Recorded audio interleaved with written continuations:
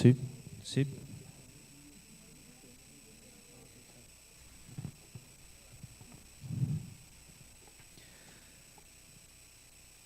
Para cerrar los trabajos de esta octava jornada contra la corrupción, a continuación procederemos con el conversatorio denominado Ética y Responsabilidad en el Servicio Público, Perspectivas y Expectativas de Estudiantes y Profesionales. Nos acompañan como integrantes Esmeralda Jiménez López, quien es egresada de la generación 25 de la licenciatura en Administración Pública y Ciencia Política por la Universidad Autónoma de Baja California. Adelante.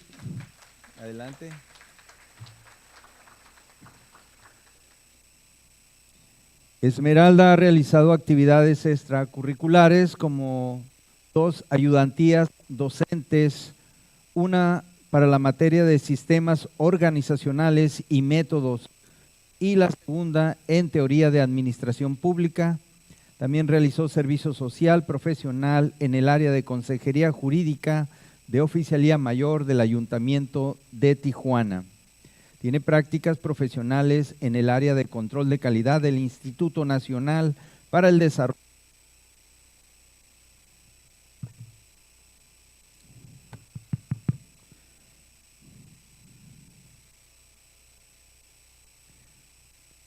En el área de control de calidad del Instituto Nacional para el Desarrollo y la Capacitación Corporativa. Ha impartido cursos sobre el tema de migración global, políticas y patrones migratorios, en curso de estrategias del emprendimiento político para estudiantes e introducción a derecho electoral de Baja California. Cuenta con 2 certificaciones de competencias laborales en el estándar de EC 0402, presupuestación del gasto público en base a resultados, y el EC 1134 de contratación de adquisición de arrendamientos y servicios para la administración pública. Se ha desempeñado en el cargo de supervisora estatal electoral por parte del Instituto Estatal Electoral de Baja California, como auxiliar técnica en el área de calidad de INDEC y supervisora electoral del Instituto Nacional Electoral en las últimas elecciones presidenciales. De nuevo, les pido para ella un aplauso.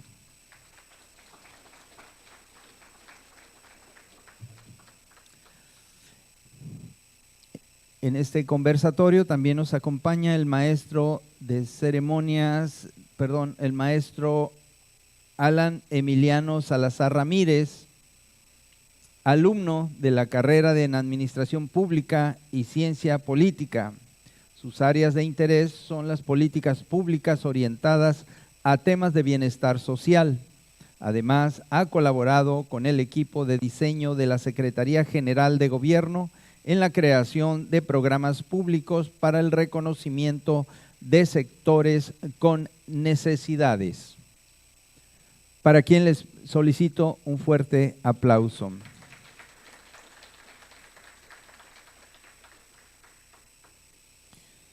Ahora tengo a bien presentar a nuestro estimado José Roldán Chopa, profesor investigador del Centro de Investigación y Docencias Económicas. Es director en Derecho por la Universidad Nacional Autónoma de México, licenciado en Derecho por la Benemérita Universidad Autónoma de Puebla, investigador nacional nivel 2 del SNI, profesor investigador de la División de Administración Pública del CIDE. Anteriormente fue profesor del Departamento Académico de Derecho del ITAM, donde fue jefe del Departamento Académico de Derecho, director en la maestría en Derecho Administrativo y de la Regulación y la licenciatura en Derecho. Es autor, entre otros, de los derechos de los militantes de los partidos y acceso a la justicia. El procedimiento especial sancionador, IFE en el 2012, libertad de expresión y equidad, la Constitución contra sí misma, Tribunal Especial el Tribunal de Justicia Federal en México. para quien le solicito un fuerte aplauso.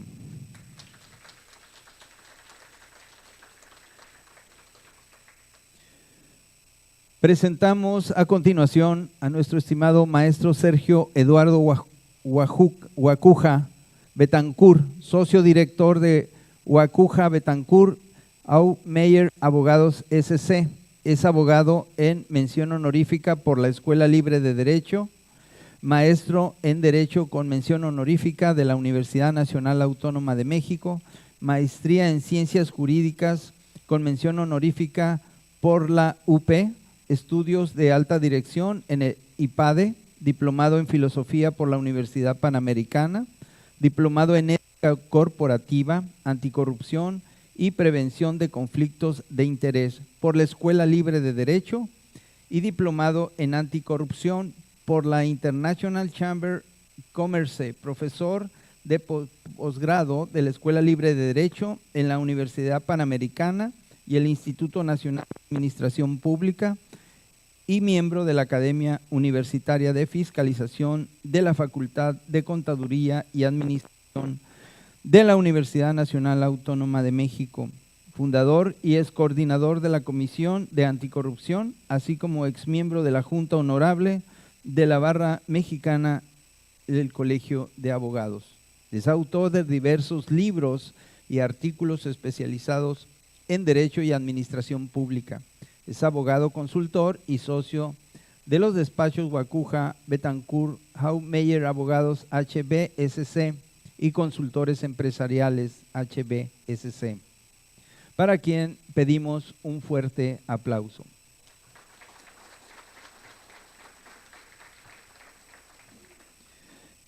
Y por último, presentamos a nuestro moderador del conversatorio y quien ha sido compañero ya de estas jornadas contra la corrupción, doctor Martín Cuthberto Vera Martínez.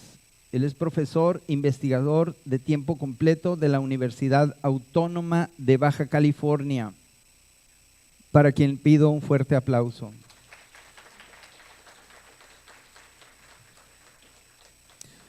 Es doctor en Gobierno y Administración Pública de la Universidad Complutense de Madrid, asesor del Senado de la República de las 54 y 62 legislaturas y de la Cámara de Diputados del Congreso de la Unión en las legislaturas 53, 54, 55, 56, 57, 58, 59, 60, 61 y 62.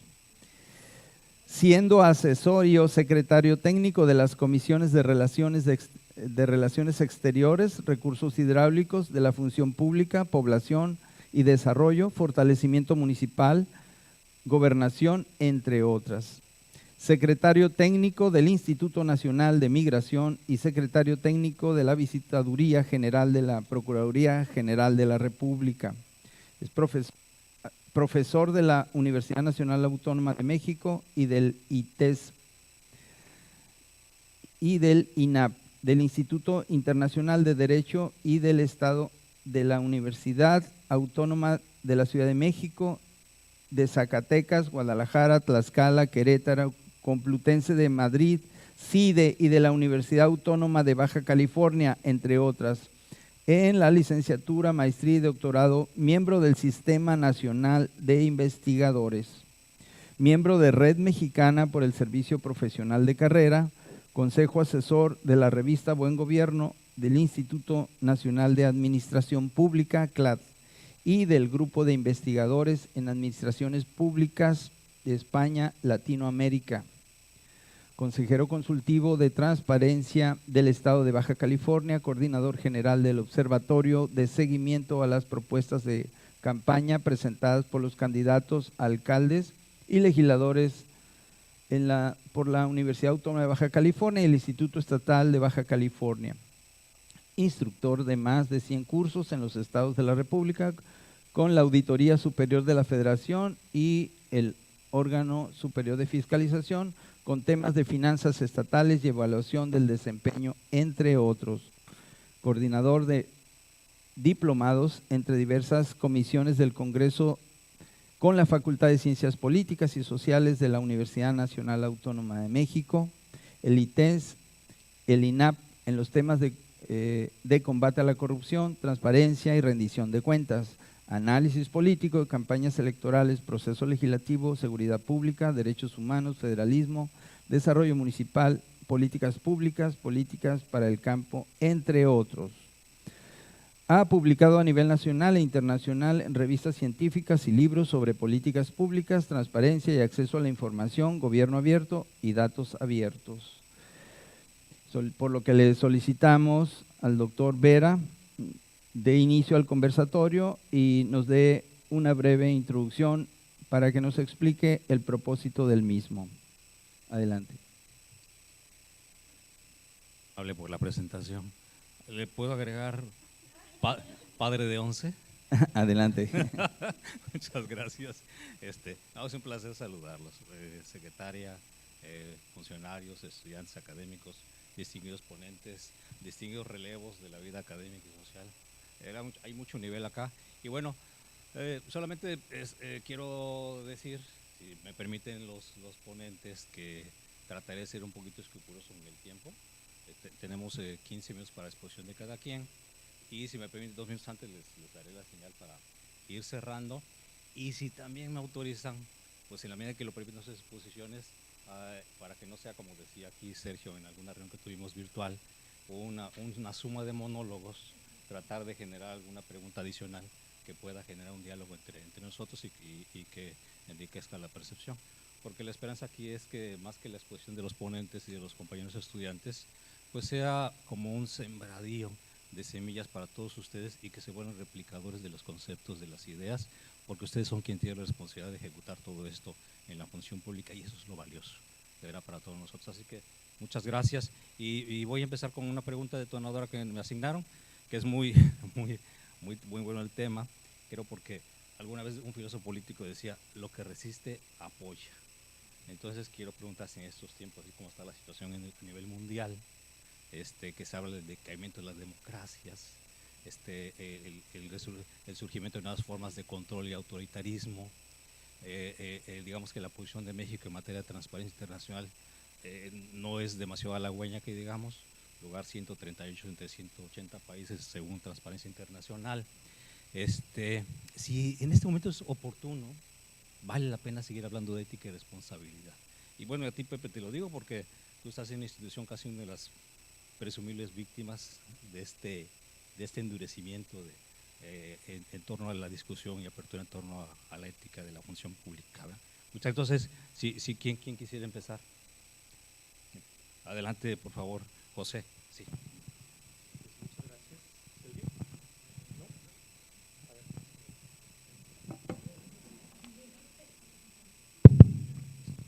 Bien, pues muchas gracias, doctor, por la presentación. Y antes quisiera dar un agradecimiento sincero, secretaria El Villar, por el ejercicio continuado, y yo creo que es una peculiaridad de aquello que debiéramos sostener y que finalmente lo es porque tenemos resultados y porque vale, ¿no? Y por supuesto felicitaciones por esa percepción tan positiva del trabajo que se hace y de su gran equipo, ¿no? Denise, Brian, un reconocimiento desde este lado, ¿no? Dado el contexto del conversatorio, me gustaría partir de lo siguiente. Cuando yo era estudiante en la Benemérita Autónoma de Puebla, teníamos que hacer nuestro servicio social en el bufete jurídico universitario. Noveno, 10º semestre, y la peculiaridad del bufete es que nos llegaban los asuntos perdidos, porque habían pasado por una serie de abogados y nos llegaban los asuntos donde las personas ya no tenían dinero, los asuntos estaban complicados, entonces teníamos que hacer algo de lo cual se obtiene mucho aprendizaje, que es, dicho en el foro, levantar muertos, ¿no? Y teníamos un problema, y el problema era que cuando íbamos a un tribunal a hacer una promoción, veíamos que atendían primero a los practicantes, y por supuesto había una práctica, espero que ya no se dé, que se llamaba el cajón. Entonces, ¿qué significa el cajón? Abrían el cajón del escritorio y depositaban ahí un billete de 20 pesos, 10 pesos, en fin. Y llegamos con el profesor, le decíamos, el director del bufete, profesor, tenemos un problema porque no nos atienden, nos tardan, en fin, y ¿por qué pues, está pasando esto? Y entonces él nos decía, pues es que es algo que no se debe hacer, esto no es ético, esto no es ético. Bueno, pero ¿qué hacemos, no? Pues por supuesto, ni nosotros tenemos dinero porque somos estudiantes, y la otra cosa, pues porque las personas que nos buscan tampoco tienen dinero porque ya se quedaron sin dinero. Entonces, ¿qué hacemos? Entonces el director, el profesor Polo Uribe, dijo, bueno, vamos a hacer lo siguiente. Y una de las cuestiones en Puebla era que quienes estaban del otro lado, los secretarios, los jueces, los magistrados, habían pasado por lo mismo que nosotros. O sea, había ciertas condiciones de la empatía, para la empatía. Entonces nombró una comisión, pidió una audiencia con el presidente del tribunal y le dijo, además se conocían, porque además el presidente del tribunal había dado clase en la Benemérita, está pasando esto. Y pues por supuesto tú lo has vivido, no estamos en esas condiciones. El presidente del tribunal fue muy receptivo y entonces dijo, no se preocupen, voy a hablar con los magistrados y los jueces y vamos a ir viendo, ustedes me dicen. Y entonces sucedió que comenzamos a ver un cambio en el tratamiento que teníamos los estudiantes de Derecho, pero en el trato. Y la otra cuestión es que cambió también la percepción que nosotros teníamos de nosotros mismos. Y se generó algo que llamaríamos el orgullo de ser integrantes del bufete jurídico universitario, porque además las personas que nos pedían nuestro servicio veían que nos atendían bien y que nos atendían como cualquier otra persona, y eso generaba algo de lo que hablamos en la mesa pasada, confianza. La confianza fue el resultado, pero además se generó un espíritu que llamaríamos el ethos del bufete jurídico universitario, que era, nosotros somos estudiantes, hacemos esto, ayudamos a las personas, pero además no damos ni un solo quinto, ¿no? Y se fue generando este espíritu de cuerpo, el ethos del bufete, y por supuesto iba formando también, digamos, el sentido de orgullo y de pertenencia de lo que hacíamos. Entonces quiero mencionar esto porque a partir de este ejemplo yo creo que nos va surgiendo varias cosas. Uno, el ethos puede también dar resultados, al menos en este caso, va generando confianza, va generando una igualdad, porque la corrupción, por supuesto, había. El hecho de que nos pidieran o aceptaran dinero generaba una desigualdad de trato, que es una de las consecuencias de una práctica que no es debida, que es una práctica antiética y que por supuesto podría ser muy bien calificada de corrupción, ¿no? Bueno, entonces tiene que ver con esto, es cómo vamos generando a partir de necesidades ciertos setos que son comportamientos que se van consolidando en la medida que va dándose la reiteración, y por supuesto eso va generando no solamente una determinada conciencia de lo que está bien y de lo que está mal como formas de conciencia individual, pero también se va generando en la medida que se fue dando en una práctica pública esto que llamaríamos la ética pública, ¿no? Y la ética de las agrupaciones y de las organizaciones, y pues por supuesto en donde estábamos nosotros era una organización universitaria. Ahora, cuando estábamos, comentaba yo con Sergio Guacuja, a quien le tengo un gran respeto, estima y admiración, con Sergio estuvimos trabajando un grupo de personas en el proyecto de lo que fue el proyecto de ley de 3 de 3, que después fue la iniciativa ciudadana y que luego nos lanzamos a las calles a recoger firmas y que ahora es la Ley General de Responsabilidades Administrativas, que fue un ejercicio muy, muy valioso. Y una de las cuestiones que se fue estableciendo en ese proyecto es lo que ahora tenemos como la relevancia que tienen los códigos de conducta y los códigos de ética en la organización pública. Pero ojo con esto, y por supuesto esta vertiente jurídica que es el que las faltas contra esos códigos sean faltas administrativas no graves, ¿ya? Y pareciera ser que al principio nos plantea la pregunta de ¿deben ser sancionadas? Bueno, la ley dice que sí, pero creo que hay una particularidad y es tienen que operar de manera distinta a los códigos de ética y de conducta a la manera tradicional de cuando hay una descripción de una conducta que debe ser sancionada. ¿Por qué? Porque los códigos de ética, si bien cuando los leemos tienen una descripción de conductas que puede parecerse más al tipo, ¿no? Es decir, a la descripción de conductas que luego, si no se realiza o si se realiza, traería aparejada una probable sanción. En el caso de los códigos de ética también hay valores, hay principios. Nuestra secretaria, cuando daba el mensaje de bienvenida y de apertura, hablaba de la lealtad, la eficacia, la eficiencia y demás. Bueno, ¿cómo entendemos la lealtad, por ejemplo, o la honestidad? Y nos remite a valores. Y cuando estamos en el servicio público, y regresaría a mi ejemplo, van dándose en el contexto en el cual determinado tipo de comportamientos va generando representaciones de lo que está bien o de lo que está mal, o de lo que es debido, de lo que es indebido, pero tienen que construirse, digamos, en ciertas comunidades, y ahí está, digamos, una de las peculiaridades en donde esta abstracción, o este concepto que es más abstracto, va adquiriendo mayor tangibilidad en la medida en que se nos van afianzando cierto tipo de conductas y a partir de esto las vamos calificando. Plantearé un ejemplo. ¿Qué es lo que pasa en la comunidad médica?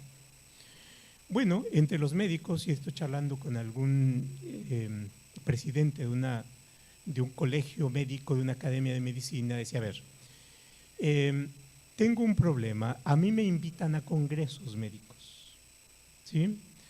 Y quien me ofrece el pago de mi viaje, de los viáticos, de los hospedajes, son empresas farmacéuticas, ¿ya?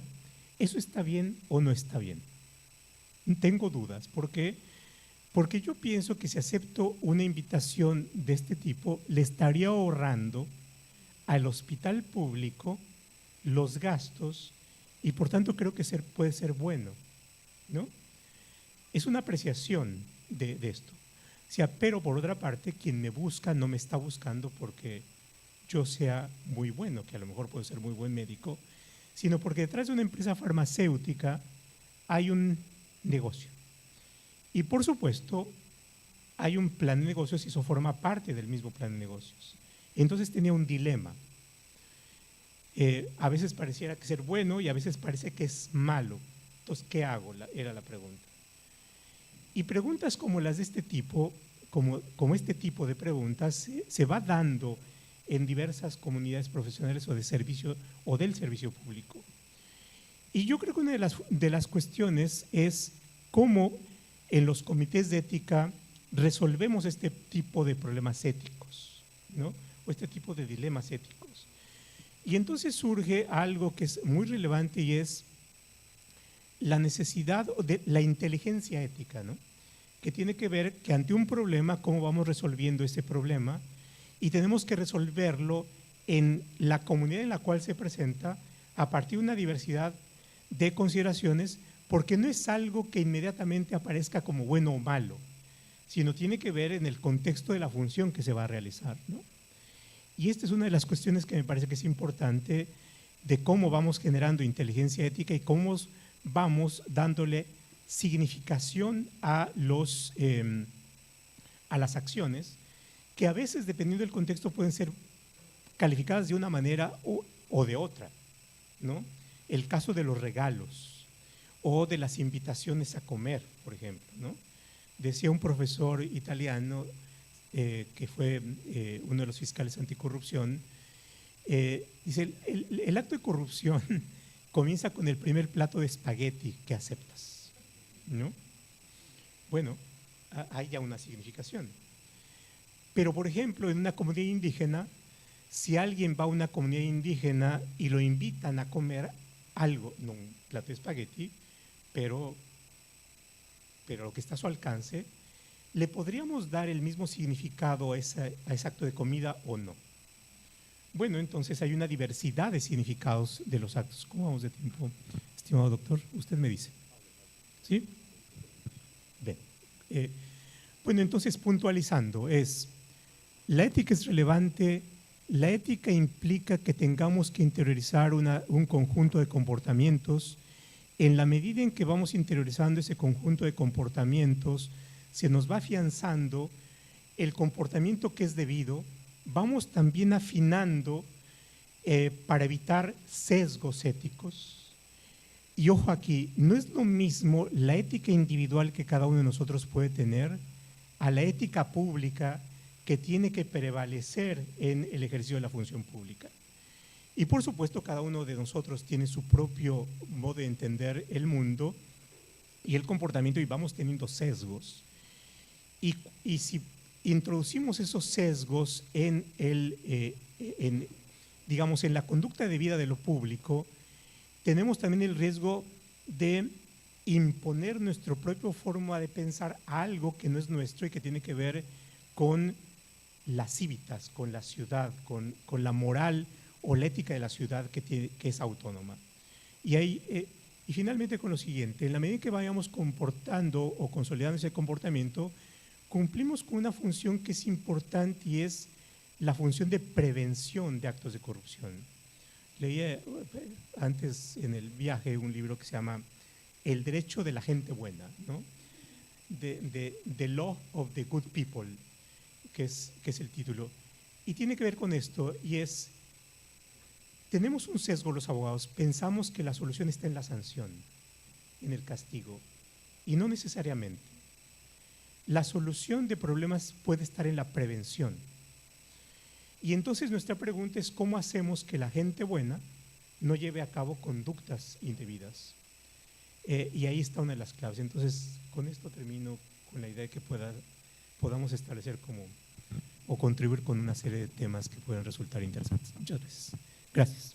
Maestro querido, gracias. Maestro, te sobraron 2 minutos. ¿Hay posibilidades que en este tema de la integración de valores podamos hablar que hay una sobreinterpretación de valores en estos tiempos como una civilidad ética pública? Porque, no sé qué opinas, el último Código de Ética de la Función Pública Federal, en ese ejercicio de prevenir el acoso sexual,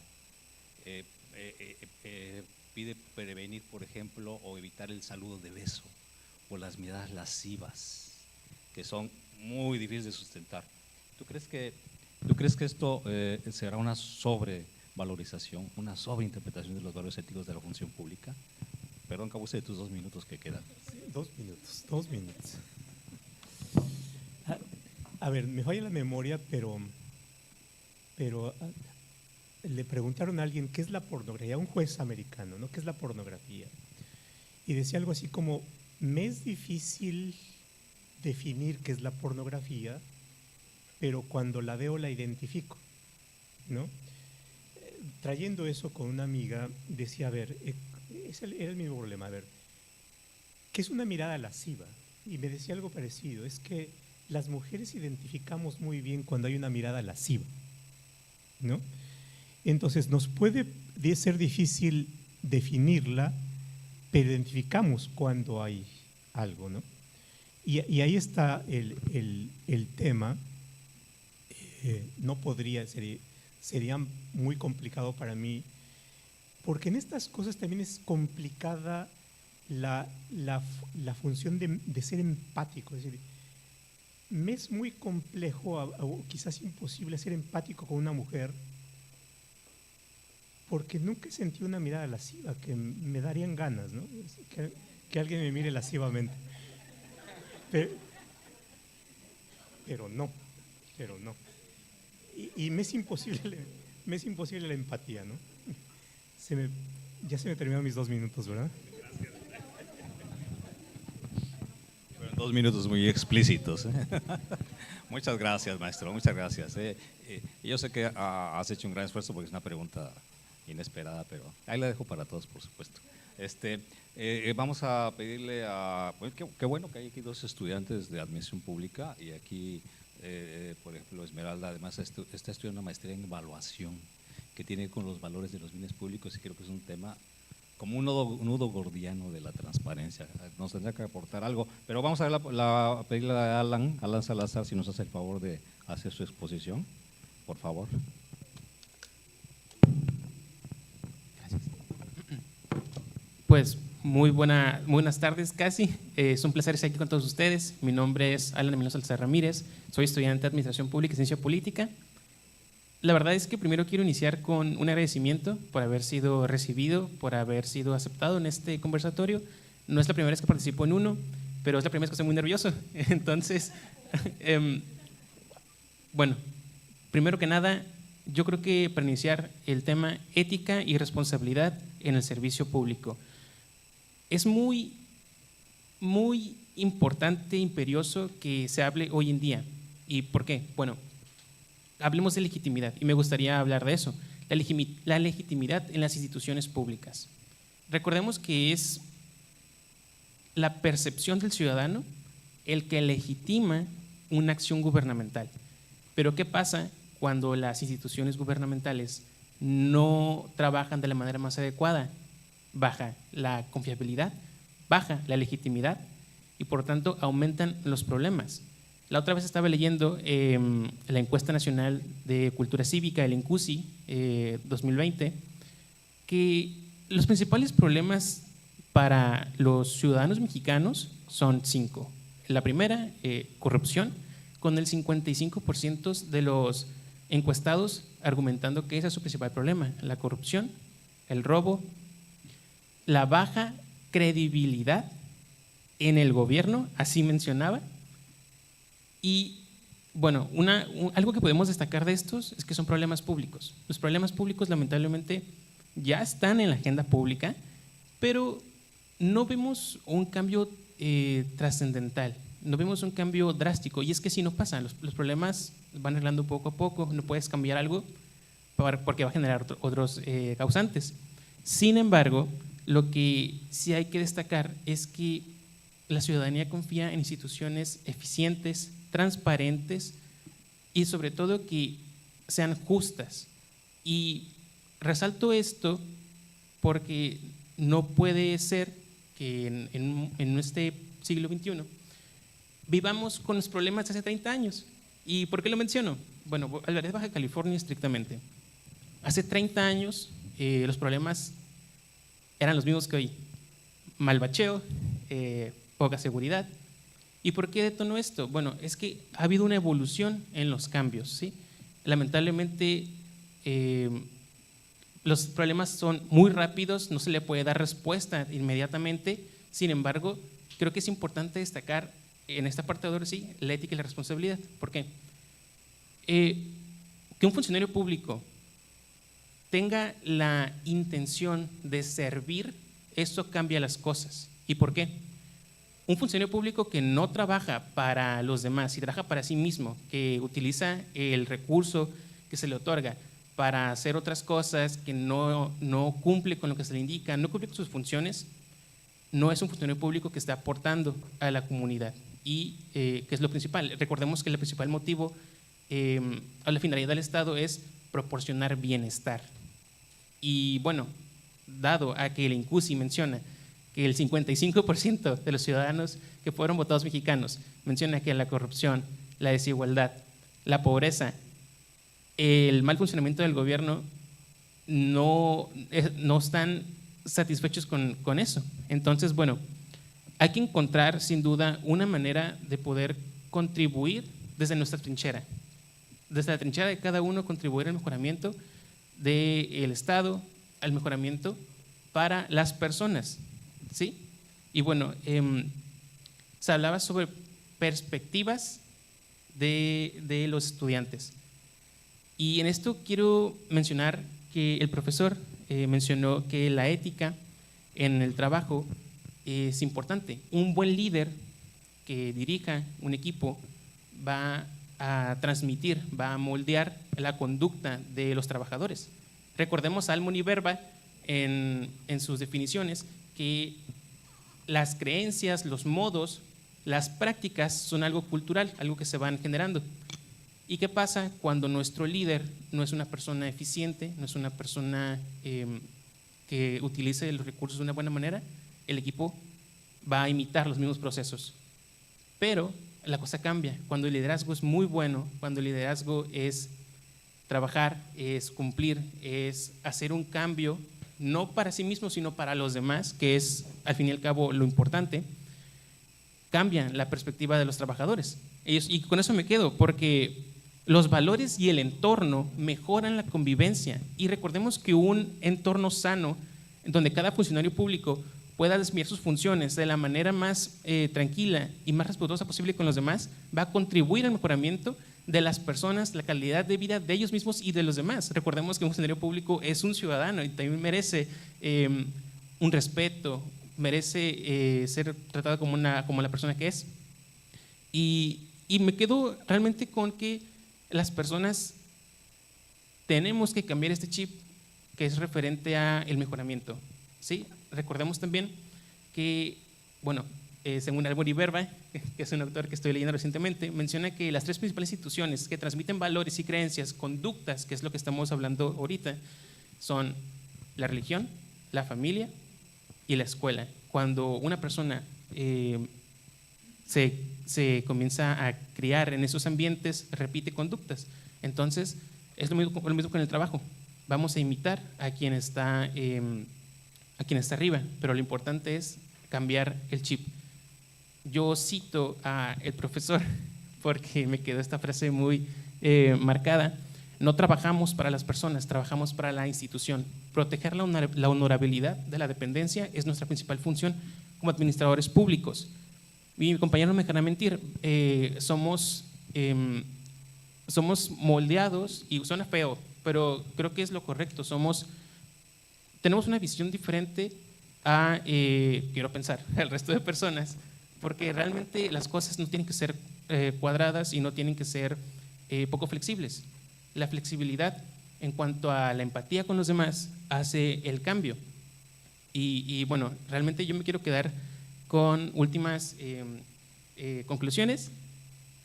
Se hablaba sobre las prácticas. ¿Cómo vemos al futuro las tecnologías, por ejemplo? Y me gustaría agregar 4 puntos clave que yo creo que van a contribuir al mejoramiento de la administración pública. Número 1, el uso de las tecnologías. ¿Por qué?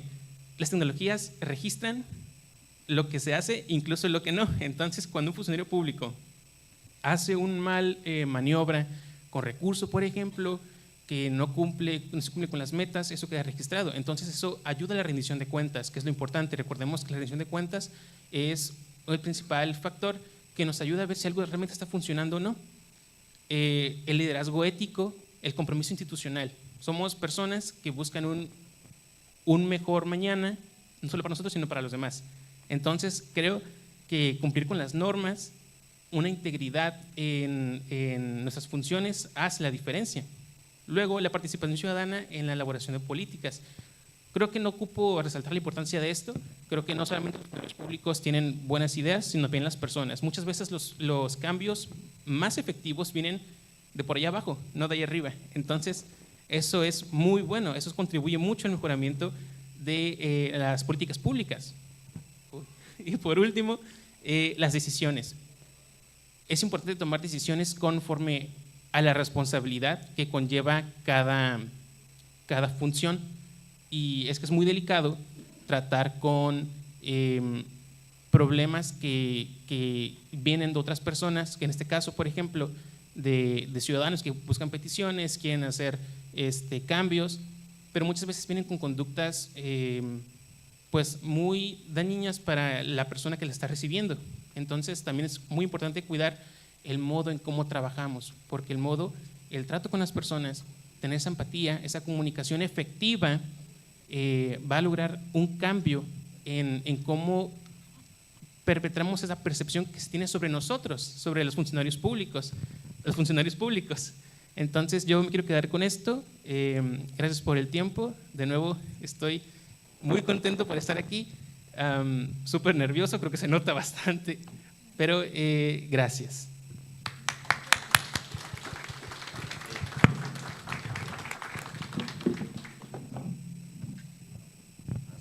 pues muy interesantes aportaciones, de verdad. Yo quiero subrayar que Alan, como joven universitario, nos hizo un reclamo muy fuerte, porque lo subrayé, dice, no vemos un cambio trascendental. Creo que habla en nombre de la juventud y es algo que merece escucharse y plantearse. Y te quiero hacer una pregunta, profesor, que dejaste varios minutos.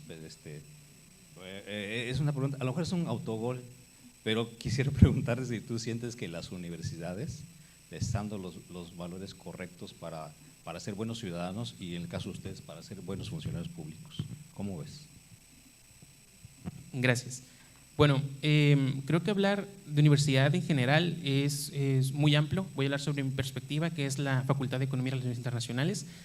La facultad, los valores que nos transmite la facultad, desde mi punto de vista y cómo los recibo, yo creo que son muy buenos. Como comenté, no estamos para servirnos, estamos para servir a los demás, y ese es el principal motivo por el cual uno accede a la carrera, en este caso Administración Pública y Ciencia Política. Es muy diferente el cambio entre las otras dos carreras, porque Economía es súper cerrado, RI es más al exterior, Administración Pública se enfoca en las personas de nuestro país y en los problemas públicos. Yo, afortunadamente, y me siento muy contento, he recibido una instrucción muy buena por parte de mi profesorado. El profesor Vera me da clases, ya van 3 años consecutivos que me los da. Entonces, bueno, yo puedo decir que los valores sin duda son muy buenos y son muy efectivos. Y mi compañera Esmeralda creo que va a ratificar lo mismo. Siempre se nos comenta, nunca hagan favoritismos a personas. ¿Por qué? Porque el poder se acaba, el poder tiene cíclico. Mañana no va a estar esa persona, mañana no vas a estar tú, entonces haz las cosas bien. Es mejor dejar un buen registro como funcionario público, como una persona que realmente quiere hacer un cambio desde nuestra propia trinchera, que puede no hacer mucho, pero las pequeñas cosas a la larga son las que generan grandes movimientos. Entonces yo me quedo con eso, me quedo con que no se trabaja para las personas, se trabaja para las dependencias, para proteger su vulnerabilidad, para proteger sus funciones y sin duda para contribuir al bienestar social, que es nuestra principal función. ¿Sí? Proporcionar bienestar social a los ciudadanos que buscan una solución a sus problemas y que son problemas públicos, son problemas del Estado que hay que solucionar y trabajarlos con ellos. Gracias. Muy asertivo, muchas gracias. Vamos a pedirle ahora a Esmeralda Jiménez López, maestrante en evaluación, que nos haga su intervención, por favor. Buenas tardes, pues mi nombre es Esmeralda Jiménez López, igualmente ya soy egresada de la licenciatura en Administración Pública y Ciencias Políticas recientemente, actualmente soy maestrante de la maestría en evaluación y pues como habrán escuchado pues en el CV que se leyó, he estado trabajando en instituciones a lo largo de la carrera, principalmente el Instituto Nacional Electoral y el Instituto Estatal Electoral, así que mi perspectiva de lo que es ético y no ético va un poquito más enfocada en esos trabajos que he realizado. Como alumna, comparto la idea con Emiliano, se nos impulsa las normas éticas y cómo llevarlos a cabo con la ciudadanía, cómo debemos de ser nosotros personas, pues, que siempre se pregunten el por qué están esas funciones éticas o esos códigos de ética y nosotros razonarlos y extrapolarlos a cada una de nuestras actividades. Actualmente también en la maestría llevo nuevamente la clase de ética y creo que a nosotros cuando somos alumnos, ya sea de primaria, secundaria, preparatoria, licenciatura, maestría, doctorado, siempre se nos da la materia y en ocasiones no caemos en cuenta de lo importante que es. Muchas veces como alumnos, y lo digo porque pues ya lo fui, vemos la carrera como, ay, es que es esa clase, no la quiero tener, o me da sueño, o X cosa, pero realmente no vemos que desde ahí nos estamos formando, desde ahí estamos teniendo actitudes no éticas, o simplemente cuando tenemos un examen en esas épocas y por querer pasarlo es, oye, no lo tienes o no lo tendrá el que lo tomó el semestre pasado y me lo pasa, desde ahí ya estamos incurriendo en esas acciones. Y ya nosotros estando y razonando y pensando en si realmente es lo adecuado, es cuando ya vamos formando nuestro propio criterio ético, qué es lo que realmente queremos hacer y cómo queremos que eso nos defina como personas después. Como mencionó el maestro, nosotros vamos formando nuestros propios códigos de ética que tienen que empalpar con los códigos de ética de la ciudadanía, de la ciudad, del estado, y tiene que también palparse en el código de ética que tengamos en la institución que estemos. Porque pues cada una de las instituciones, ya sea la Secretaría de Defensa Nacional, la Secretaría de Cultura, cada una tiene sus códigos de éticas y como alumnos de administradores públicos nos hacen revisar y analizar cada uno de esos códigos de éticas. Y las principales características que se van encontrando es que todos cuentan con valores. Todos nos enseñan la lealtad, la honradez, la honorabilidad y cómo es que esos tienen que ser nuestro estandarte para llevar, como dijo él, estar protegiendo esas instituciones. Porque al final del día, nuestra responsabilidad como servidores públicos no es quedar bien como nosotros, no es que cuando estemos en el cargo digan, la licenciada Esmeralda fue muy buena onda y a ella. No, es decir, yo fui al ayuntamiento y me atendieron muy bien. Ellos sí están haciendo su trabajo realmente como es, no la persona, tiene que hablar el instituto. Y creo que mucho de eso se nos va olvidando a lo largo de este trayecto, de esta profesión, porque pues lo viví de una manera no muy grata en el Instituto Nacional Electoral. Yo fui supervisora electoral y mi función, según lo estipulado en el contrato, no era estar tocando puertas, invitarlos, siendo capacitador, pero bajo la baja responsabilidad social que hay, ya sea yo como supervisora, ver batallar a la gente que teníamos en mis criterios éticos fue la empatía, el estar comprometida bajo las cosas que yo creo es, pues, aunque no me toque a mí, yo voy a acompañarlos y así me toquen gente que me va a decir hasta de lo que no, pues mi compromiso y mi ética me dice que yo tengo que estar ahí acompañándolos y supervisando que el trabajo sea de calidad.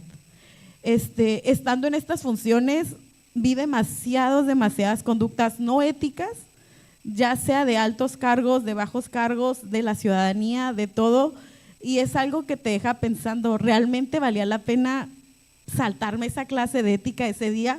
Porque algo pudo haber pasado ahí que yo no aprendí o no se está viendo reflejado.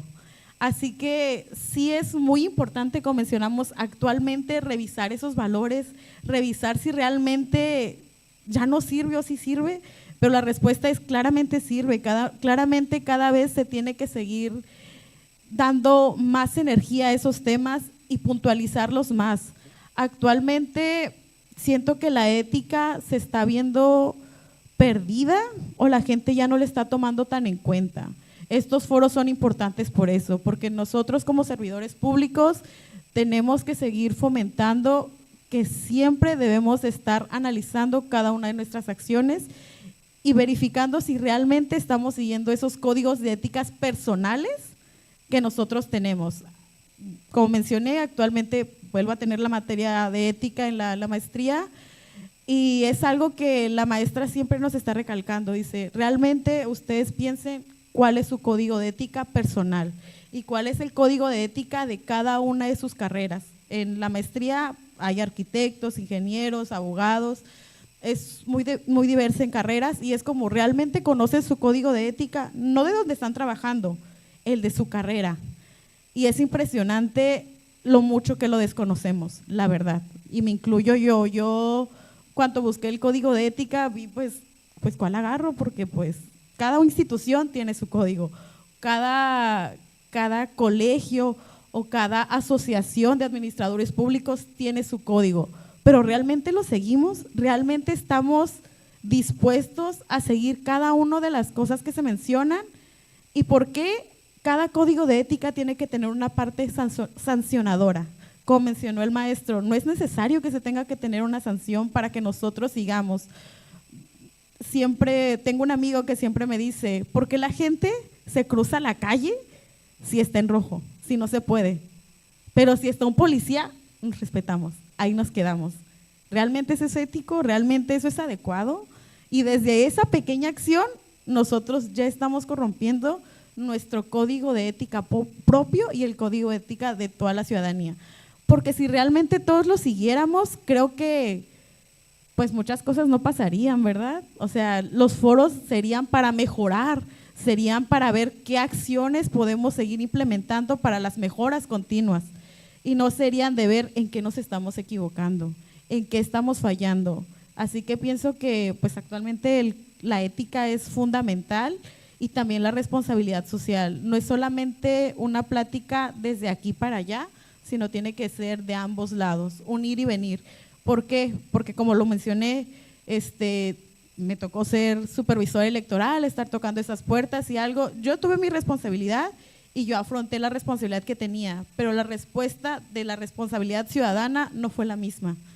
Sí, como mencionó el doctor, ¿qué tan ético es aceptar ciertas condiciones? Y entre estas actividades no éticas hechas durante ese proceso era de, pues la señora tiene 80 años, pero me está diciendo que sí quiere participar, pero realmente las condiciones en las que está no están para que participe, pero yo tengo que cumplir con un número, pues mételo, ponlo, agrégalo. Y es como, eso no es ético, la señora no va a poder ir, ese día yo voy a batallar, pero realmente no lo dimensionamos y solamente por terminar de cumplir con un trabajo, acabamos haciendo acciones o realizamos actitudes que no son adecuadas, cuando debe ser todo lo contrario. Nosotros tenemos que trabajar esa parte, tenemos que concientizar a las personas. Como mencionó el maestro, lo importante es concientizar, trabajar en ello, saber darle la información a la ciudadanía. Muchas de las veces nos quejamos o decimos, ay, es que ellos no saben, pero nosotros, con el conocimiento que tenemos, ¿qué realmente le estamos aportando a esas personas? Realmente la información que tenemos sí la estamos compartiendo para que ellos también tengan más herramientas. Así que como conclusión de la ética y la responsabilidad, siento que debe de ser algo fundamental, una clase que no nos debemos de pintear y sobre todo debemos estarnos cuestionando. Lo importante de la ética, siempre se me va a quedar marcado, es cuestionar todo. ¿Realmente es algo que quiero hacer? ¿Realmente me está llevando a donde quiero llegar? Y realmente es algo que no está afectando a terceros, porque también es importante eso. Nuestras acciones no solamente nos afectan a nosotros, afecta a la persona de al lado y no solo a la de al lado.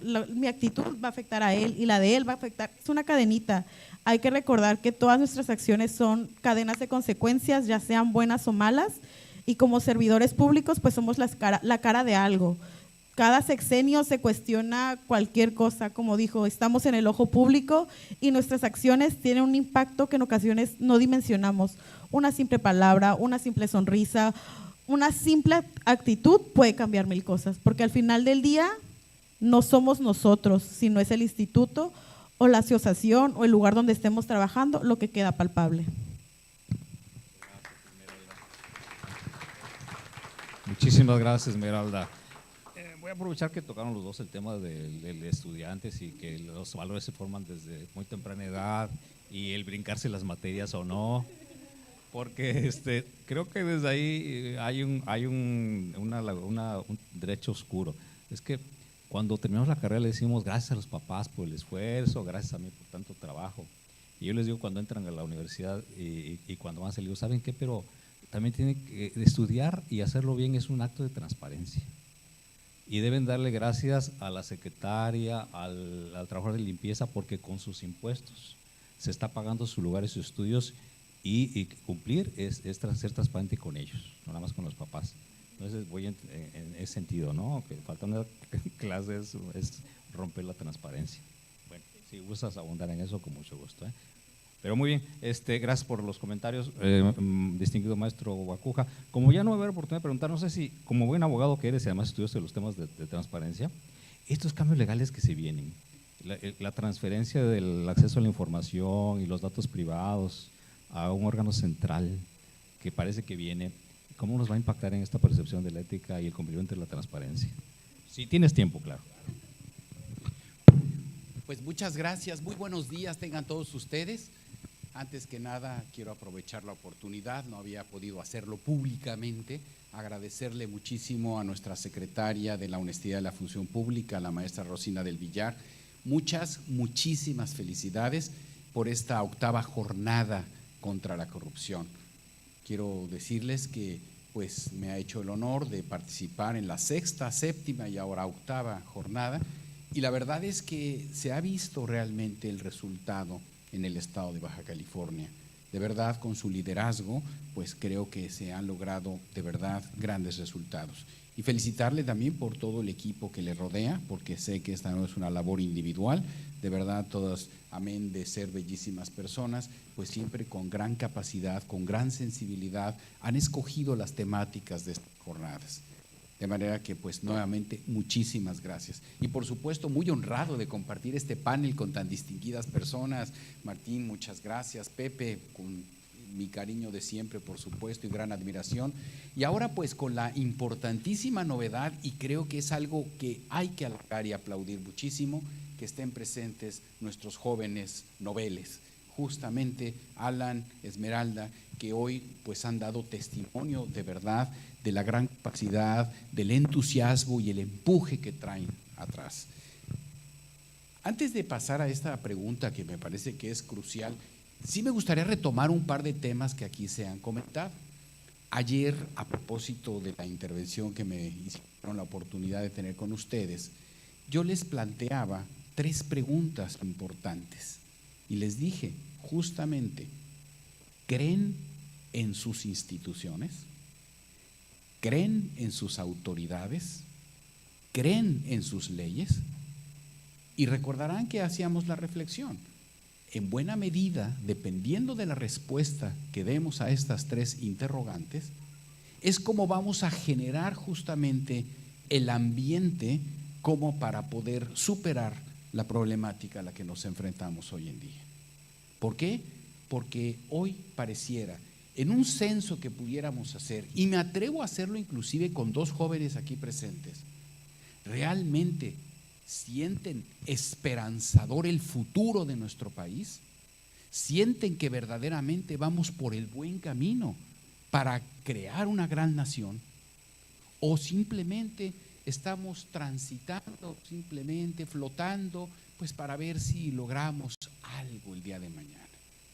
Pareciera, insisto, que ha cubierto un velo de indiferencia, un velo de zozobra, hasta diría yo, hasta como de tristeza que hay en la sociedad, porque hemos dejado de creer.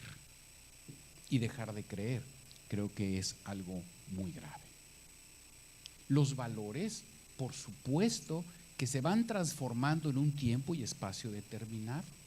No son estáticos, por supuesto, van evolucionando como las sociedades lo hacen, de acuerdo a necesidades, aspiraciones, incluso también frustraciones que se van viviendo, y nos va haciendo cambiar la actitud para poderlos enfrentar. Esos valores, evidentemente, algunos de ellos tienen que trascender a estos cambios. Y pareciera que hoy vivimos en una época de la inmediatez, una sociedad de consumo verdaderamente extraordinaria, monstruosamente fuerte, pareciera que ocupa nuestra actividad, y más estamos preocupados por tener que por ser. Y en este orden de ideas, pareciera pues que es los jóvenes hoy en día, que viven el día, el aquí y el ahora, no pareciera preocuparles el día de mañana. Quizá quienes estamos aquí, los 3 restantes de esta mesa, pues pertenecemos a otra generación en donde pues se nos inculcó justamente el valor de la constancia, de la estabilidad, porque pensábamos en un futuro que debería de ser sustentable. Y hoy pareciera que las generaciones que nos suceden están pensando más bien en el aquí y en el ahora. Y esto me preocupa especialmente cuando hablamos de estos valores trascendentales, porque es cierto, algunos de ellos cambian, por supuesto, porque se adaptan a las nuevas condiciones espaciotemporales, a las condiciones geopolíticas, a las condiciones económicas, por supuesto, pero hay otros que no cambian, y uno de ellos es precisamente el valor de la honestidad, el valor justamente de este principio ético de la honradez. No cambian, aun y cuando digamos que las sociedades van variando, quizá la forma de concebir el concepto vaya siendo distinto. Como bien decía Pepe, quizá en muchas ocasiones una actitud puede ser asumida como ilegal y en otros casos como perfectamente legítima. En las normas de compliance de las grandes empresas, cuando se habla de regalos y hospitalidad, claro que están prohibidas, pero también hay una línea divisoria entre lo posible y lo no posible, lo permitido y lo no permitido. Y a mí me llamó mucho la atención, y ya para superar el tema y entrar al otro tema que realmente sí me preocupa, es justamente cuando escuchaba yo a una vicepresidenta de compliance de un laboratorio transnacional y explicaba justamente qué debería de entenderse por una conducta ética, cómo resolver los dilemas que en el día a día nos enfrentamos como estudiante, como maestreante, ya en el foro, en el día a día. ¿Cómo saber qué es bueno o qué es malo? No quiero llegar al extremo de aquel refrán popular que dice que nada es verdad y nada es mentira, todo depende del color del cristal con que se mira, porque estamos en una época de relativismo, efectivamente. Pero decía esta vicepresidenta, haciendo alusión, una empresa americana, y hacía alusión al señor de los Simpson, ¿verdad? A Homero Simpson. Y decía que finalmente es una experiencia sociológica esta serie de cartones, la verdad. Y él decía, cuando Homero Simpson se enfrentaba a un dilema ético, ¿qué le decía a sus amigos en la cantina tras ingerir su famosa cerveza Dorf? Tengo que preguntarle a Margie. ¿Quién era Margie? Su esposa. ¿Pero qué era en el fondo? Su conciencia. Efectivamente, decía, cuando ustedes se cuestionen qué es bueno o qué es malo, véanse en el espejo y pregúntense, ¿se lo puedo contar a mis hijos? ¿Se lo puedo decir a mis seres queridos? Si no tienes reparo y no tienes empacho en decir que sí, pues adelante, hazlo. Porque hay veces en que hay un punto delicado, en una raya casi imperceptible entre lo que se debe y lo que no se debe de hacer. Vamos, este es un punto importante y creo que tenemos que retomar precisamente los valores trascendentes. Qué difícil es cuando uno se para en un salón de clase con los alumnos ávidos de entender qué está pasando hoy en la actualidad, y justo la pregunta que me viene a decir Martín, ¿qué les voy a decir cuando los cambios constitucionales que se han presentado recientemente, todavía anoche se aprobó uno de muy alto calado y cuyos efectos quizá no sea todavía posible medirlos? ¿Qué les voy a decir a los chicos cuando me dicen, es que franca y sinceramente, lo que usted nos dice no aplica? Lo dijiste, Alan, yo no veo un cambio trascendente.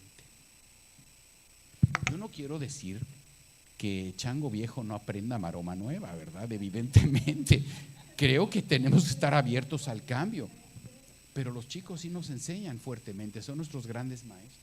Curiosamente, los alumnos, los jóvenes, son los maestros de las viejas generaciones, porque no podríamos nosotros mejorar, no podríamos hacer las cosas en forma distinta si no es con el empuje de ellos. Pero ¿qué hacemos con una generación que de pronto nos diga, no sabemos a dónde ir, no sabemos a dónde vamos? Más bien hoy tengo que subsistir, y si para subsistir tengo que transgredir esos principios que me dicen que no son debidos, lo voy a hacer, porque más allá de lo que ustedes me digan en el aula, la realidad se impone. Y como estudiantes de Derecho, Pepe, tú lo viste allá en la universidad, en la Benemérita, veías que la realidad era totalmente distinto a lo que te mostraban en las aulas. En la realidad es que te piden dinero para tramitar un expediente y dicen que pues sin dinero, bueno, con dinero baila el perro y sin dinero bailas como tal, ¿verdad? Entonces, ahí está el tema. ¿Cómo hacerle en las oficinas del Ministerio Público, en las fiscalías o en su defecto? ¿Qué hacemos en el día a día para conseguir oportunidades de trabajo cuando todo se maneja por relaciones? ¿Y qué hacemos con una sociedad que, lejos de reprobar, prohija los actos de corrupción? Ayer lo platicábamos precisamente, porque pareciera que aplaudimos a aquel que triunfa porque tiene dinero. No nos importa de dónde lo sacó, que de la noche a la mañana nos sale con yates, autos y departamentos en el extranjero. Lo aplaudimos, señor, pase usted, la mesa de lujo del restaurante, cuando en realidad deberíamos de preguntarnos, ¿de dónde lo sacó? Este es un ladrón, vulgarmente ladrón. Lo deberíamos de expulsar de nuestra comunidad, pero no, poderoso caballero don dinero. Entonces, esos son los cambios que desconciertan a nuestra juventud, porque ustedes dicen, los grandes pregonan que vamos a hacer las cosas bien, pero no veo cambios. Y por eso les digo, viene la indiferencia. Y de la indiferencia proviene la desconfianza. Y de la desconfianza, el acto de corrupción. Si no pasa nada, si hay un 98% de índice de impunidad, qué mala pata que yo esté en ese 98%. Qué mala pata que yo caiga en el 2% de los que sí agarren. Entonces vale la pena jugársela, porque hay incentivos perversos para incurrir en estos actos.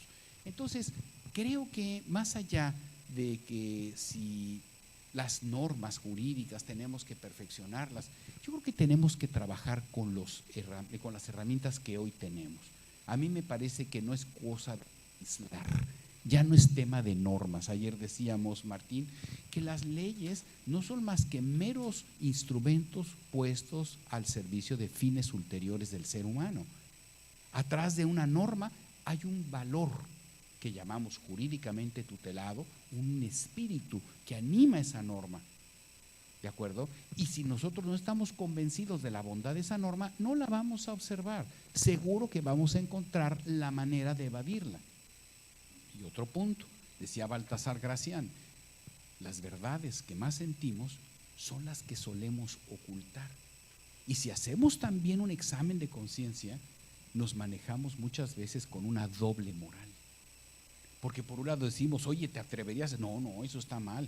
Sí, pero cuando te enfrentas al dilema, híjole, pues qué tanto es tantito. Recuerdo que con don Miguel de la Madrid, allá en 1982, con la renovación moral de la sociedad, se puso de moda un cuento. Cuando un policía detiene a un automovilista porque se pasó un semáforo y le dijo, bueno, esta infracción amerita que su automóvil sea trasladado al corralón y usted pague una multa. Pero claro, usted puede optar o por la simplificación administrativa o la renovación moral. Y así se resolvían los conflictos, ¿te acuerdas, Pepe, que se puso de moda? Y bueno, pues entonces ahí entramos a ese dilema, ¿verdad? ¿Qué queremos? ¿Qué queremos? Una sociedad pragmática, una sociedad consumista, una sociedad que sea totalmente ciega a la depredación del medio ambiente en el que estamos viviendo, en donde cero sustentabilidad, en donde es el monumento al egoísmo, porque hemos perdido también el sentido de comunidad, el sentido de pertenencia. Hemos dejado de querer el lugar y la gente con la que estamos. No queremos a la institución, no queremos a nuestra escuela, no queremos a nuestra universidad, queremos nuestro bienestar, queremos nosotros, pese a cualquier circunstancia, salir adelante, Entonces, creo que para estos efectos, pues hay que ir regresando a los básicos, ya no complicar la discusión. Está muy claro, tenemos que regresar a aspectos de orden educativo, definitivamente. La educación, pero la educación empieza desde la más tierna edad y ustedes dirán, bueno, y ya a los grandotes, ¿qué hacemos? No, bueno, pues a los grandotes se les capacita, ya no los voy a educar, ya no les voy a cambiar sus valores, pero sí tengo que darles herramientas para enfrentar su día a día, ¿de acuerdo? Bueno, esa es una parte que quería yo mencionar a propósito de lo que aquí comentamos. Y mira, Martín, creo que uno de los aspectos elementales para que no perdamos el contexto de estas jornadas, justamente decía Kofi Annan que si la corrupción es la enfermedad, la transparencia es el antídoto. Evidentemente, desde aquellas definiciones clásicas de Klitgard, que pues a mayor transparencia, menor corrupción y desde luego menor discrecionalidad. El punto de la reforma de 2014, el artículo 6 constitucional del derecho a la información y la creación de una institución autónoma, exprofeso facultada para justamente garantizar este derecho al acceso a la información pública y la protección de datos, pues evidentemente tenía que desasirse de cualquier influjo de orden político, sino que tendría que ser conformada por personas técnicamente capacitadas y que más allá de los intereses de un grupo determinado en el poder, pudiesen resolver y proteger este derecho inalienable. Se ha venido discutiendo mucho los últimos meses y particularmente este mes de octubre sobre la desaparición de las autonomías constitucionales. Y me refiero en muchas materias. Ayer se discutió el tema de competencia económica. Bueno, la Comisión Federal de Competencia Económica es un ente constitucional autónomo. El Instituto Federal de Telecomunicaciones, que también lleva temas de competencia económica, también puede desaparecer. Poner en tela de existencia igualmente al Instituto Nacional de Transparencia, Acceso a la Información, y así podemos seguir enumerándolos. Creo que hay una concepción, me parece incorrecta, al señalar que los organismos constitucionales autónomos se crearon para limitar el ejercicio del poder. Yo creo que eso es un grave error. Los organismos constitucionales autónomos no se crearon para eso, se crearon por ejercer funciones técnicamente complejas y que deben de asumirse precisamente con criterios técnicos, no por cuestiones políticas. No se trata de limitar el ejercicio del poder, más bien se trata de especializarlo.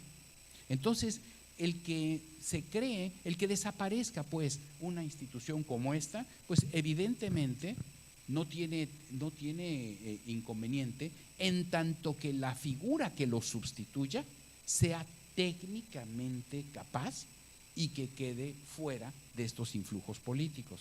El decir que al INAI lo absorbe la función pública, que a la COFESE lo absorbe economía, que al IFT lo absorbe la Secretaría de Infraestructura y Comunicaciones y Transportes.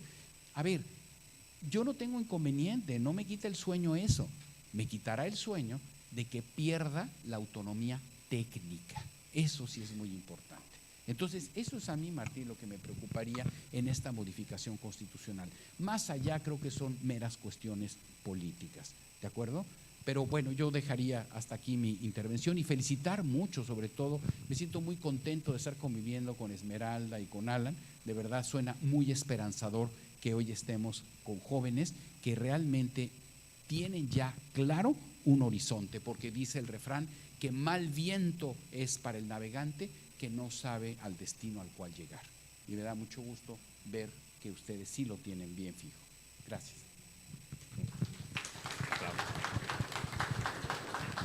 Muchas gracias a Sergio Guacuja. Interesantísima mesa y además amena. ¿Qué más podemos pedir antes de la hora de la comida? Nada más, ¿verdad? Muy bien, vamos a pasar a la segunda parte y esta es un poquito más práctica, más empírica, de acuerdo a lo que nos estableció la Secretaría de la Función Pública. Nos pidió que definiéramos el propósito y el objetivo. Bueno, yo concluyo esta primera parte con que advierto, y ustedes lo dirán, que hay mucha coincidencia entre los cuatro expositores en torno a la interiorización de los valores públicos y en torno a que se reflejen en el porvenir de las instituciones y de la ciudadanía. Yo me quedo con eso, y qué bueno que hay esa coincidencia. La segunda parte se detona con dos preguntas. Uno, ¿qué tanto contribuye la ética al desempeño en el lugar de trabajo en la escuela? No sé, hay una tendencia ahorita, por ejemplo, a certificar empresas por equidad de género o libres de bullying. Yo no he visto una sola que sea por transparencia, salvo la responsabilidad social en las grandes empresas. Pero bueno, ¿cómo le llegamos en la transparencia a estos lugares, ¿no?, de trabajo? Y la otra es si de su arcón de que traen ustedes, su baúl de experiencias, podrían ejemplificar con alguna buena práctica que se pueda observar en el sector público para mejorar su desempeño en función de la ética y la responsabilidad. Y no sé quién quiera levantar la mano para participar primero. Adelante, por favor. Ahora lo hacemos al revés. Un jefe muy querido que tuve, el notario público Fausto Rico Álvarez, fue mi jefe, y él en alguna ocasión nos dijo: el día en que yo deje de tener fe en ustedes, los corro. Pero el día en que ustedes dejen de tener fe en mí, no tienen nada que hacer en mi notaría. Y me quedé muy, muy pensativo de esa reflexión que hacía mi maestro Fausto Rico, porque efectivamente efectivamente, y lo dijeron ahorita precisamente quienes me antecedieron en la palabra, es muy importante el liderazgo. El liderazgo, eso es crucial.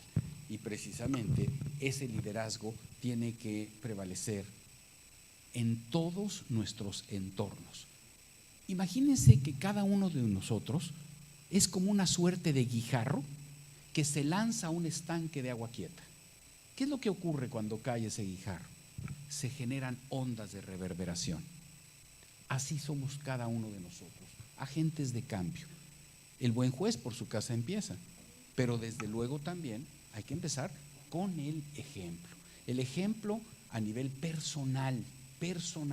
Eso nadie se engaña, como les decía aquella vicepresidenta. Véanse el espejo, véanse de cuerpo entero. Ese soy yo. ¿Soy congruente? ¿Hay total y absoluta lógica entre lo que pienso, lo que digo y lo que actúo? 1. 2. En mi familia, directamente. Porque sí, puedo estar pregonando, vamos a salvar a las ballenas y vamos a salvar a los delfines. Oye, ¿y tu vida personal qué onda? Eres un desastre. Oye, pues antes de pensar en esas causas nobilísimas, que son muy importantes, no digo que no, primero piensa en ti y en los tuyos, ¿no? Piensa en tu comunidad. Cuando a veces nosotros decimos, es que qué mal está el país, les decía ayer, ¿y tú qué estás haciendo para mejorarlo? Es que hay grandes injusticias. Y en tu esfera de influencia, no obstante que sea muy modesta o muy importante según la naturaleza de tu función, ¿qué haces para mejorar las cosas? Ese es un punto muy, muy importante. Por eso creo yo que tenemos que restituir definitivamente desde los pequeñitos del preescolar, primaria, secundaria, preparatoria y por supuesto que en todas las carreras sin excepción, no únicamente las humanísticas, en todas tenemos que volver a insistir en los valores del civismo y de la ética. Eso es lo que yo diría. Sobre todo ahora que todos nos quejamos de que han eliminado el estudio del civismo desde la educación básica. Pero muy buen apunte. Como propusiste la reversibilidad, y todos están de acuerdo, entonces le daremos la palabra a Esmeralda Jiménez. Sí, ¿me puede repetir las preguntas, por favor? Sí, claro. ¿Cómo la ética puede fortalecer su cumplimiento en los lugares de trabajo, en las escuelas? Y si por ahí conocemos algún ejemplo de una buena práctica. Ok, dejaré la última para pensarlo un poco más. Creo que la ética se va a ver reflejado en nuestros trabajos y en las escuelas, como lo mencioné, en la manera en la cual nos vayamos guiando con estas acciones, en cómo vamos a, como dijo el doctor, reflexionar cada una de estas cosas en nosotros mismos, en realmente cuestionarnos si estamos llevando a cabo todas estas enseñanzas y lo que estamos aprendiendo realmente si lo estamos aplicando de la manera del deber ser que le llaman, cómo debe de adecuarse y no simplemente dejarlo en palabras o en cosas que se escuchan muy bonitas y que resuenan mucho y que las vamos a apoyar, pero como dijo él, de la puertita para afuera y adentro vemos a ver qué pasa y pues adentro se ve como estemos, no importa, hay que ser transparentes en ese sentido, estar predicando con lo que hacemos y autocuestionarnos cada una de estas acciones y siempre estarnos cuestionando todo. Creo que lo principal y lo que me quedo de cada una de las cosas que ha dicho los ponentes es que hay que trabajar en eso. Como mencionó Alan, la principal problemática de nosotros es que no confiamos. Hay que volver a tener esa confianza, ese recelo en estar enfocados en dar lo mejor de nosotros mismos para poder ir gestionando actividades y acciones en el mejoramiento tanto personal como comunitario. Una acción buena de ética creo que pues la tenemos en siguiente persona, ¿no es cierto?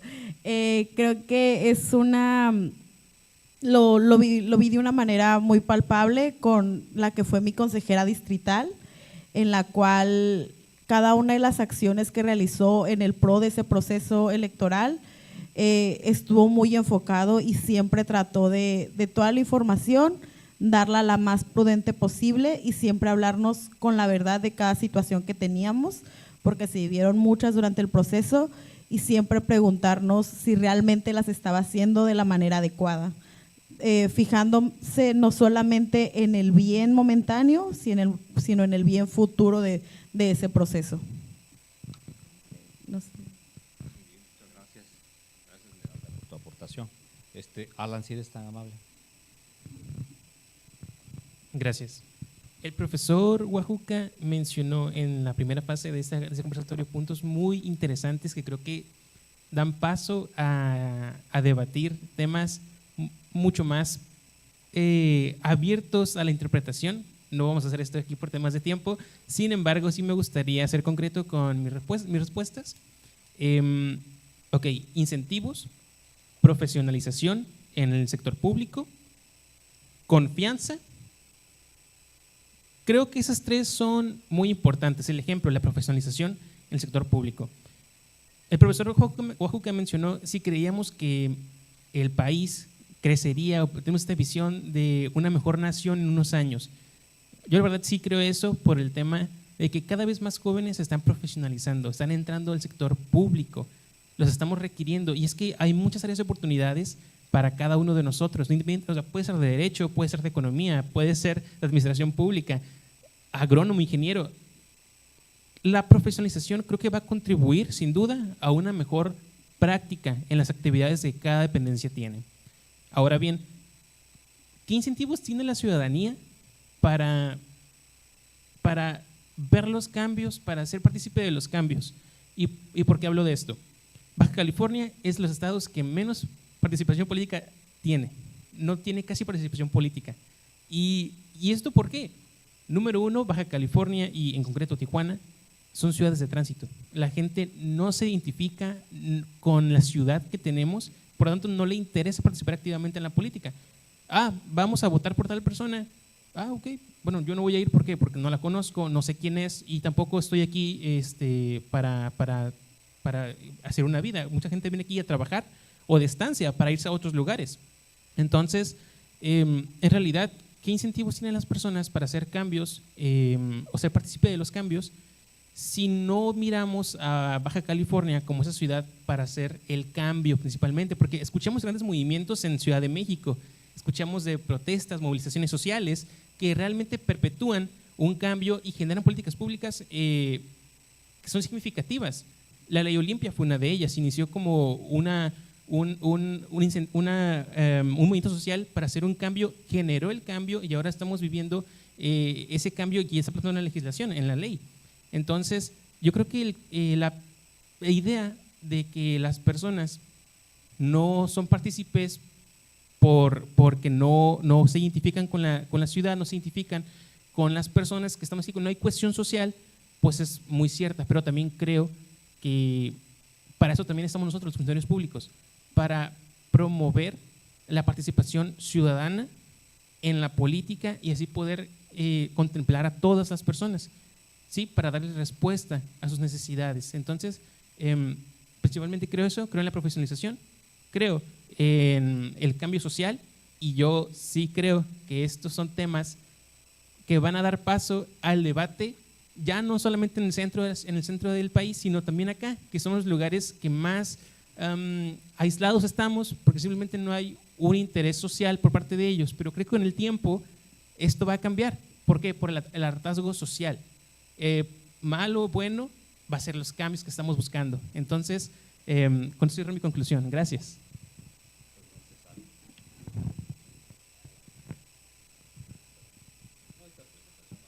Roldán, pero por favor adelante con tu exposición. Pues muchas gracias. Rescataría en esta última parte la idea de la responsabilidad. Normalmente los abogados, cuando hablamos de responsabilidad, o también el lenguaje y el discurso político, son de frases como se fincarán todas las responsabilidades de la ley hacia alguien, ¿no? Y entonces la idea de responsabilidad viene como el castigo, ¿no? Que aquel que la hizo la va a pagar. Pero esto nos lleva a olvidar otra parte de la responsabilidad, y es la responsabilidad como el buen resultado de aquello que se encomienda, ¿no? Cuando decimos qué responsable es el abogado Guacuja cuando lleva un caso, significa que le podemos dar nuestro caso y nos va a dar la mejor defensa posible, ¿no? Y esta otra parte de la responsabilidad de hacer bien las cosas, y ahí rescataría lo que vimos en la sesión anterior, es cómo nos hacemos responsables para hacer bien las cosas. Y ahí yo creo que los servidores públicos tienen una función y un papel que va más allá de las propias peculiaridades de su individualidad humana. ¿Por qué? Porque cuando se asume a alguien como servidor público, desempeña un rol independientemente de que el rol no sea compatible con su propia humanidad y sus propios impulsos humanos, ¿no? Es decir, si como parte de su, si en el ejercicio de su rol de repente está ante una circunstancia en donde su humanidad le diría insulta a alguien más, tendría como servidor público que aguantarse las ganas de insultar, porque como servidor público tiene que tratar dignamente a otros, y el insultar no significaría faltar la dignidad de otros, porque desempeñan un rol, un cargo, y por tanto también una responsabilidad. Y en ese sentido el servidor público forma parte del Estado, y el Estado es la invención que hemos hecho los seres humanos que tiene funciones civilizadoras y civilizatorias. Y el comportarse civilizadamente significa desprenderse de la humanidad que nos llevaría a actuar de cierta manera y hacerlo de otra, porque en esa medida civiliza, cumple su función civilizatoria. Entonces yo creo que ahí hay por supuesto, esto que tendría que ser, me quedó muy bien la vez pasada que la secretaria me invitó a esta misma jornada, un discurso de la gobernadora que decía algo así: María del Pilar tiene amigos, pero la gobernadora no tiene amigos. ¿Se acuerdan? Y después me quedó muy grabado esto, decía, sí, claro, pero también hay que ver la otra parte. Si yo, José Roldán, puedo tener enemigos, pero si soy servidor público no puedo tener enemigos. ¿Sí? No puedo tener ni amigos ni enemigos, y tengo que tratarlos de manera igual, ¿no? Y creo que la ética pública tiene que ver con eso, más allá de nuestros valores, tiene que ver con qué función desempeñamos, cómo las funcionamos, porque eso significa también la creación, acá sería la función performativa del lenguaje, del discurso y de los comportamientos humanos, ¿no? De los servidores públicos. Vamos, los franceses tenían un autor que leemos Sergio y yo, porque nos dedicamos como a la misma rama, es este libro de García Enterría, ¿no? Este profesor español que hizo su obra en el contexto de la dictadura de Franco en España. Y tiene un librito que se llama La Revolución, el Derecho Administrativo y la Revolución Francesa, y rescata la capacidad performativa del lenguaje de igualdad, fraternidad y de los franceses en cómo fueron construyendo la idea de la igualdad de los seres humanos como superación de un estado en el cual había vasallos y señores feudales, ¿no? Entonces hay una capacidad performativa, formadora de la realidad de lo que hacemos los seres humanos y los seres humanos que están en el servicio público. Entonces yo creo que ahí hay una parte importante, y terminaría con esto pensando en cuál podría ser un ejemplo que podríamos presumir, y yo creo que los tenemos en México. Pensemos en el Banco de México, ¿no? De nuestra banca central. La pregunta es, ¿hemos escuchado alguna vez un escándalo en la banca central? Yo no recuerdo. ¿Hemos escuchado que alguna de los camiones que transportan el oro, los valores, los billetes haya sido asaltado? yo no recuerdo, ¿no? Es decir, el Banco de México es una institución que funciona bien, es creíble, forma parte de nuestras fortalezas económicas, monetarias, en fin, hace bien su trabajo. Es responsable en el sentido de que hace bien las cosas y por supuesto, y es igual, no, los seres humanos tampoco somos perfectos y las organizaciones no son perfectas, pero si hay problemas, los problemas que hay en el Banco de México deben ser mínimos, ¿no? Entonces yo creo que las tenemos esa capacidad de hacer cosas como en Dinamarca. Gracias. Muchas gracias, estimado maestro. Muy bien, pues estamos llegando ya al cierre de la mesa. Dice el programa que hay que hacer un resumen. Bueno, pues es que es imposible hacer un resumen de todos estos conceptos, pero sí resalto cosas como la performatividad de la ética en la que incide el maestro Roldán, creo que es decir, pasar de las palabras a los hechos, la fortaleza de la ley y el liderazgo muy beberiano de aquí nuestro maestro Sergio Bacuja, entre otras grandes ideas que yo creo que responden a la pregunta inicial, que hoy día, a pesar de todo, la ética y la responsabilidad siguen importando. Y en medio de este clima de tristeza que decía Sergio, pues también resumo que por ahí asoman algunas buenas prácticas que nos dan luz. Recuerdo los premios del Instituto Nacional de la Misión Pública para premiar buenas prácticas, del Instituto Nacional del Federalismo, de la ONU en Hábitat, los premios que aquí en el propio gobierno de Baja California o en Tijuana se dan a buenas prácticas sociales, etcétera. Creo que hay buenos ciudadanos y buenas expectativas y debemos ir trabajando en ellos. Y frente, para cerrar, les pediría si brevemente dicen algún mensaje para el cierre, por favor, y empezamos ahora sí de izquierda a derecha, por favor. Adelante, maestro Roldán. Pues solamente un agradecimiento, secretaria, a usted, a su equipo, el privilegio de compartir esta mesa de reflexión y por supuesto, doctor, por su conducción, moderación, que luego es la parte más complicada. Y pues muchas gracias a todos ustedes. Esmeralda Jiménez, adelante. Buenas tardes. Pues de igual manera agradecer la invitación, agradecer la creación de estos foros, que se sigan incentivando la participación tanto de servidores como alumnos y docentes, en fortalecer el conocimiento de la transparencia, la rendición de cuentas, la ética y sobre todo la responsabilidad que conllevamos en cada una de nuestras profesiones.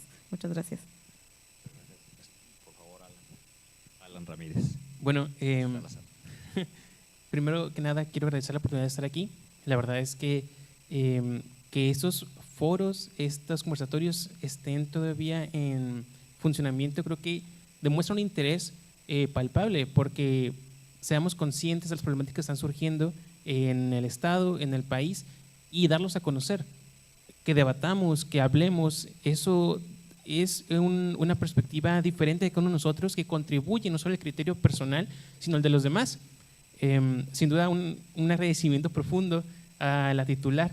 La verdad es que me siento muy honrado de nuevo por tenerla aquí. No esperaba que nos estuviera escuchando. La verdad es que muy contento con todos ustedes también. Me llevo bastante, me llevo muchos conocimientos. Creo que mi compañera y yo estamos muy agradecidos, no solamente por tenerlos aquí ustedes, sino por dejarnos hablar con ustedes, porque al fin y al cabo están escuchando nuestros motivos, nuestras perspectivas, nuestras visiones, y creo que eso contribuye a que nos conozcamos, a dar un diálogo, una apertura. Y bueno, eso sería todo. De nuevo, muchísimas gracias y bueno, espero verlos de nuevo el año que viene. Maestro Sergio Bacuja, Pues, por favor. Me uno a los agradecimientos, a la felicitación, maestra Rosina El Villar, y a todo el equipo maravilloso que le reúne. De verdad, muchísimas gracias. Y bueno, yo simplemente haría una última apelación, una exhortación, diría yo. Hemos de ser resilientes. Hemos de ser capaces de que no obstante las vicisitudes, no obstante las tempestades, al final del día siempre hay un futuro promisorio. Y no importa la trinchera desde la que estemos luchando. Creo que todos tenemos una misión importante por bien nuestro, por bien de nuestra comunidad cercana, por bien de nuestro país. Yo creo que no importa de verdad las formas, tenemos que ser capaces de adaptarnos a ellas, trabajar con las herramientas en el aquí y en la ahora. Y también creo que también es importante tenerle confianza a nuestras autoridades.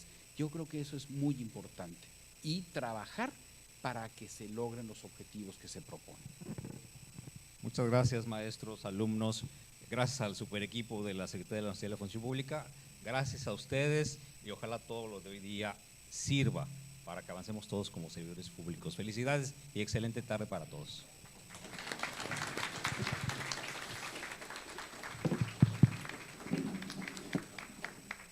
Muchas gracias a las y los participantes de este conversatorio que se realizó en este marco de la 8ª Jornada contra la Corrupción en Baja California 2024, así como a los asistentes que nos siguen en nuestras redes institucionales.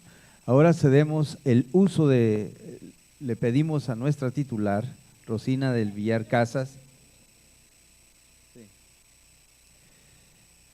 para que haga la entrega de reconocimientos para cada uno de nuestros valiosos invitados.